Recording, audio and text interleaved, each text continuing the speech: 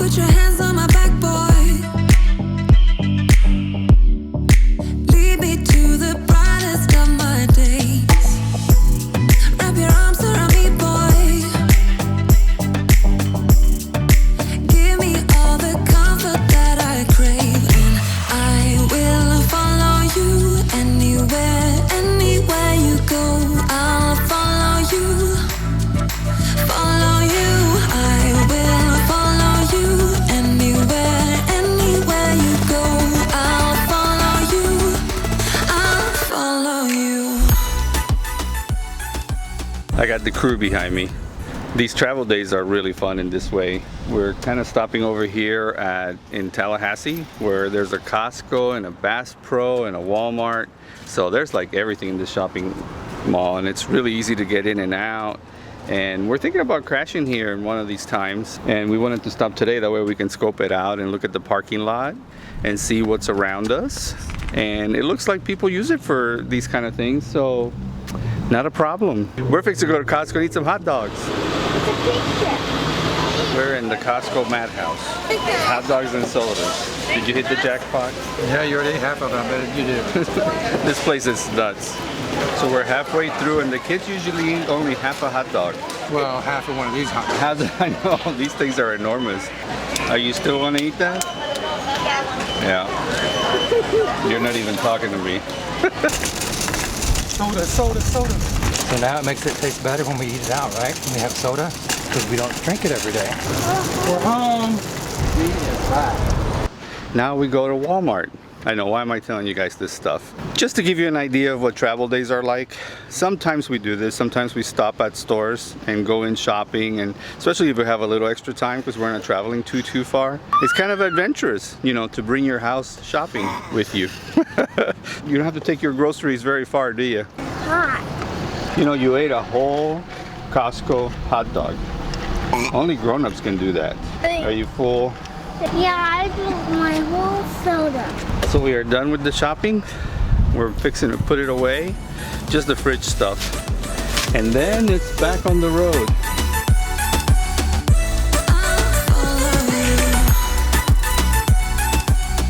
So after a long travel day, we get home, and the number one thing is what's on the menu.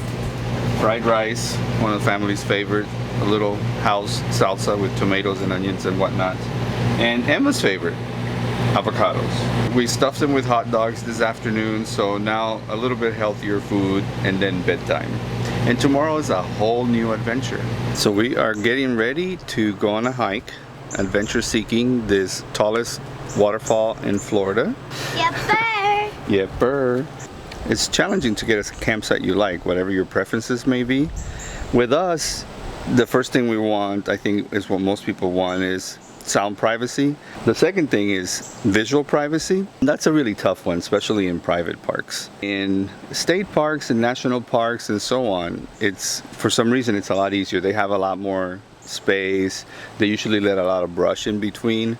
So picking a campsite from a map, it's kind of like an art. And even after all this time, I still don't hit the jackpot. Because on the map, this site looked kind of isolated or really good, because you got to figure out where you open up from. You know, wherever your door is, you got to look at who's beside you on a map. And in this case, this space after, you know, in front of our door looks really big on the map. When you get here, you're like, oops. Because what it is that these campsites that are right over here are tent campsites. You know, a little family just left from that farther one over there, and it's cool. The thing that's different that we thought that hit us last night about tent camping and RV camping is you still want sound privacy when you're tent camping, but visual privacy is really not part of the equation, because as soon as you stand up, everybody sees you. You're in a tent, so there's really not hiding, you know, there's really not getting that kind of privacy unless you go into a park that has those little cubbies, which are really cool. But most parks are more like this, where the sound privacy is there because they make the campsites far enough apart that you're good to go on that front. But when it comes to visual privacy, there isn't much there. And we just thought it was funny that RV campers, you know, really seek out both which I thought it was kind of funny. It's tricky picking your campground, you know, from a map, because you just never know until you get there. Even with satellite photos, even with, you know, Reserve America has camp spot pictures that try to describe as much as they can the camp spot, which this one did. But yeah, it's still a gamble. But this is nice. Since it's the middle of the week, there's really nobody here. Nobody's here. Take advantage of it. Yeah. Because everywhere you go, it's all yours. There's supposed to be a beach here, a big playground, a waterfall. We'll see. We'll see what they're talking about. What you got there? Ferns and Ferns? Where'd you find that one that you have in your hand? there's where I found it. There? Is it sensitive? No. It closed. It's closing, but it's really slow. Real sensitive fern, as soon as you touch it, it closes. And let me see the ones in your hand. Are really sensitive, I think. Yeah, these are closed all the way, just like sensitive fern would be. And they're around, so we'll find one someday. Look what he found. A locust skeleton. Yeah. See these little sharp legs at its face? That helps it climb. Very good observation.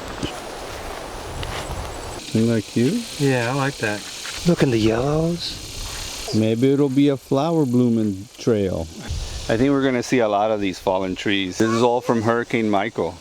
And this is like at the edge of it too. This is not like... Yeah, the end here is like just fields. All the trees are just... Yeah, as we were driving through the 10 yesterday, it was just fields of just... It looked like somebody came in with a saw and chopped all the pine trees in half. Whoa, look guys. They look like hyacinths. Hyacinth. Yeah. Let me pick one for Emma.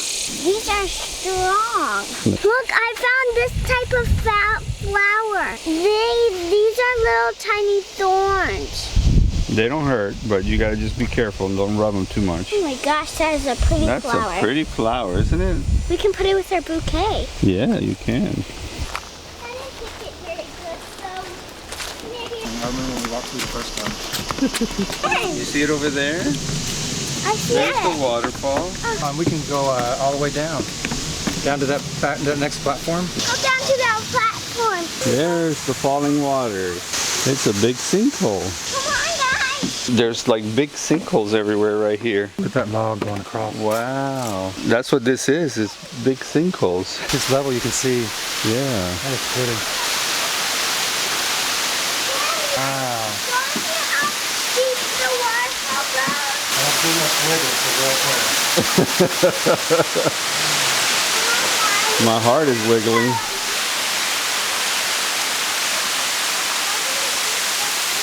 Carving of the stone, yeah. What does that say? That is so It says cool. Florida's highest waterfall.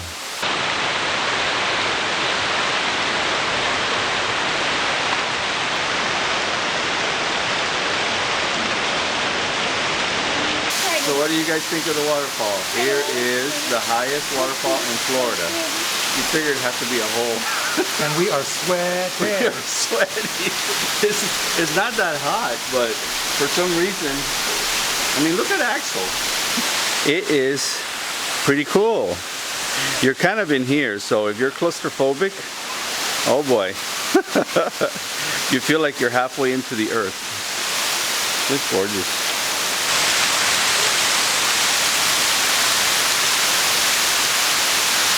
We just keep seeing a lot of evidence of Hurricane Michael. Look at this tree right here. It just arcs. It'll be really cute in about 20 years. It's cute now, but yeah, fallen trees everywhere. We've come to a construction site. It looks like they're adding a lot of really pretty trails to this park. Wow, this is cool. It's nice to see that they're not just keeping up with the park, but actually expanding it for... They're developing it really Yeah, nice. they're developing it beautifully so that people that come can actually see it from different angles. And the paths are definitely being extended. So these are going to be some pretty cool hike, and it's all like really... It's cool! We can just say it rained half an hour ago, Yeah, I know. and that's why we're so wet. We're still wet. These trails that they're building brand new, they're actually coming up just like we thought. It's just a massive number of sinkholes over here. terrifyingly deep. Full of ferns and the shadows. Really beautiful, but these are some pretty big sinkholes. Sinkhole Park. Sinkhole. Falling Waters is so much more romantic. Mental note, come back to Falling Waters next year on our way through to see exactly what everything has been done with. Bye. Because this is pretty cool. And I think the kids smell a playground. I've been out. Oh! Put your lips against mine, boy.